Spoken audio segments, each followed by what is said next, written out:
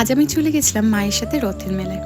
চলো আগে প্রভুর দর্শন করে নিই। এখানে জগন্নাথ, সুভদ্রা এবং বলরাম বসে আছে। জানো, ছোটবেলায় যখন আমি এই মেলাটায় যেতাম, সপ্তাহে 7 দিনের 7 দিনই যেতাম। এদিকে রথ রাখা এবং পাশে সাংস্কৃতিক অনুষ্ঠান হচ্ছে, এবং মেলায় আসার আমার বিশেষ আকর্ষণ হচ্ছে এই রাইডসগুলো। আমি প্রতি বছর যাবি, এবছর একটু নতুন রকম এক্সপিরিয়েন্স করলাম।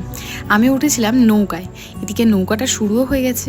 বেশ কয়েক বছর পরে আমি এই নৌকায় চেপেছিলাম, ভয়ও লাগছিল একটু, আর একদম শেষ মাথায় চেপেছিলাম। তবে এই বাচ্চাগুলোর মনের মধ্যে একটু ভয় নেই, আবার দাঁড়িয়ে পড়েছে দেখো। আমি এইবারেও নাগরদোল্লায় চড়তাম, তবে নাগরদোল্লাটা এবারে খারাপ হয়ে যাওয়ার কারণে এবারে ব্রেক ড্যান্সের উপরে জোর দিলাম বেশি। মার আমি দুজনেই রাইডের মধ্যে বসে পড়েছি, বেশ মজা হচ্ছিল। কিন্তু লাইনে দাঁড়িয়ে থাকাকালীন একজন আবার গল্প করছে কার আবার চুল আটকে নাকি মাথা ছিঁড়ে গেছে। ভাবো তো, চাপার আগে যদি এরকম গল্প শোনো তাহলে কিরকম হবে। অনেক মেলা ঘোরালাম, এবার কিছু খেয়ে নাও। ফুচকা, আইসক্রিম, গরম জিলিপি, বাদাম ভাজা, পাঁপড়, কি খাবে বলো, সব রেখেছি।